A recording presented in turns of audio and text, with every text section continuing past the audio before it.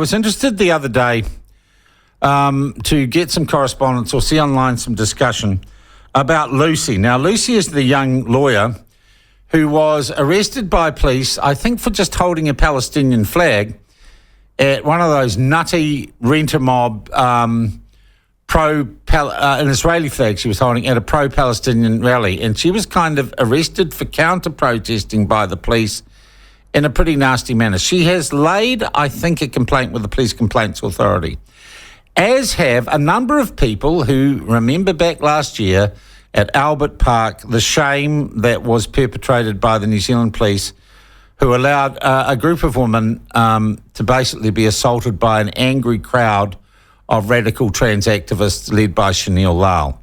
And the police were standing by and didn't intervene, and people were hit, women were hit and beaten to the ground. And there are Police Complaints Authority's complaints about that. I noticed in the latest thing, we've got John Minto making a complaint to the Independent Police Complaints Authority. So policing of protest and how the police intervene and keep different factions apart and maintain law and order, which is after all their job, has pretty much been... And then, of course, also we go back to the protests at Parliament, which resulted in a lot of IPCA complaints. I was kind of concerned when some of the supporters of Lucy, the woman who was arrested at the pro-Palestinian or pro-terrorism rally, she was told that her case is going to be delayed, or the dealing with her case by the IPCA is going to be delayed, well, because it looks like the Independent Police Complaints Authority is going to consider the whole wide area of protest policing. Is that a good thing or a bad thing? Well, I think protest is all about freedom of speech. And one organisation that keeps an eye on that and has been for a champion for people who get denied it is the Free Speech Union. We're joined now by Jonathan Ayling from the Free Speech Union, who knows a bit more about this than I do. Jonathan, thank you for joining us once more. Morning, Sean. All right. Jonathan, can I ask you first? So what is your understanding? Because I'll be honest, I was initially outraged that the people who've made complaints about the way they've been treated by police at various protests seem to be having or experience delays in their cases being heard or dealt with because there's some excuse about how we're going to lump them all together.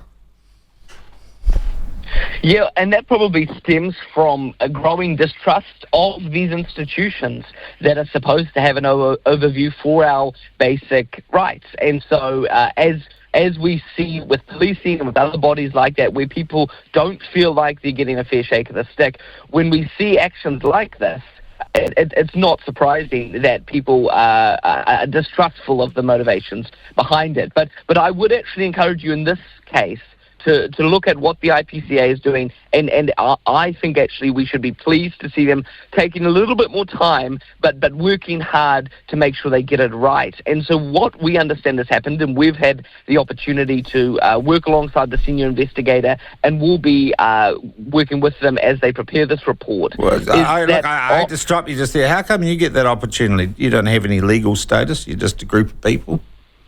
There's a couple of things there. We have laid the IPCA complaint on behalf of several individuals. Right. So Lucy Rogers was one of those.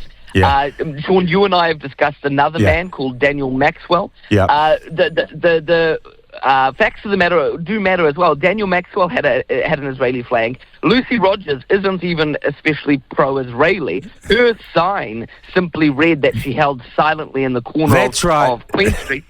It read, "Selective condemnation of genocide is evil." And it's a fairly ambiguous sign. When we first contacted our supporters couldn't decide whether she was being pro-Israeli or pro-Palestinian in that regard. And really all she's saying is, let's make sure we're able to hear both sides of the story. Yeah. And we quite agree.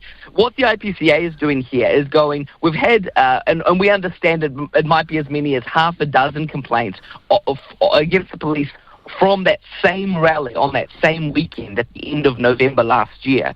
And they're saying this is pointing to a bigger issue. These aren't isolated incidences where we're seeing one cop act out in a way that we might need to condemn. This is obviously something that is coming from either a cultural influence or from direct instruction from superiors. And as I look at all those cases that you listed there, Sean, of previous incidences where we do not feel like police are doing their jobs to ensure that Kiwis going about their lawful days and having their speech rights, where they're able to do that, we're actually pleased to go, okay, let's look at the deeper issues underpinning this. And what we understand from the IPCA is that the reason they're lumping this together is to do a public report.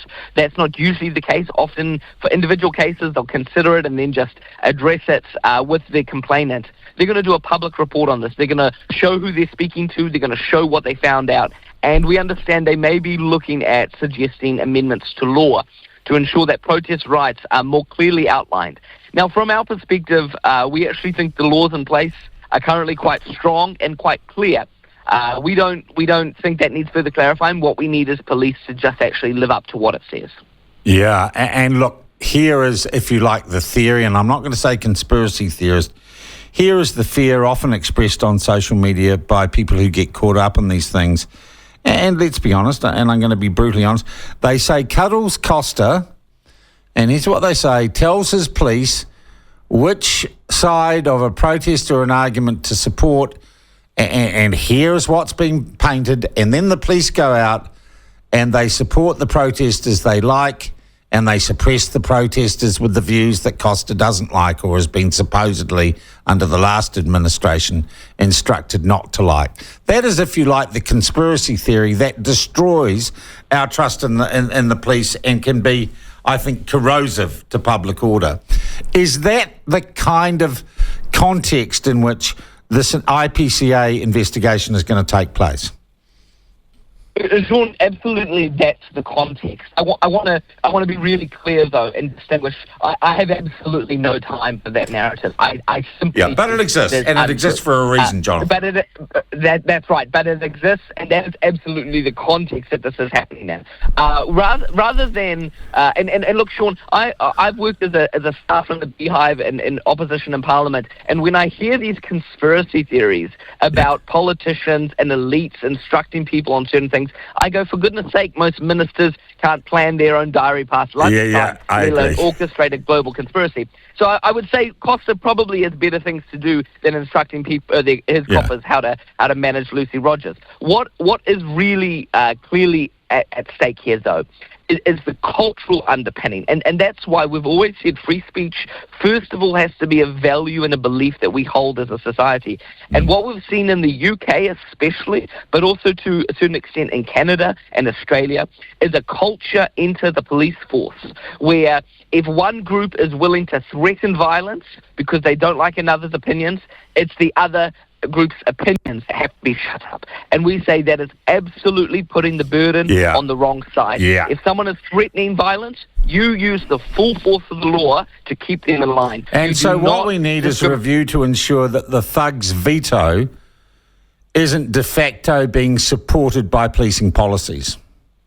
That's right. And vague laws around breach of the peace are what are being used here. That is what was used against Lucy Rogers. Them saying, we've got 1,000 protesters here, you could provoke them, and then we could end up with a mob on our hands. You need to be the one to be silent, and we are going to arrest you and place you under detention. Have they proceeded with the charges against Lucy Rogers? No, she was never formally charged. She was arrested and detained, but then after, I understand, about an hour and a half of putting her in a police car, they let her go, which means there's no recourse, other than an IPCA, there's no recourse there. And that's why, Sean, actually, we're laying a complaint with the High Court. And we've put together a crack legal team who are quite confident that this could be precedent-setting material for future work in the space where, and that's really what we want to do at the FSU. So what they essentially did, and I imagine this is going to be, not in legal terms, the basis of your case, they are legally detained here to achieve a kind of public good end, but they never intended to really charge her. It was just, how do we get rid of this woman? We deprive her of her liberty.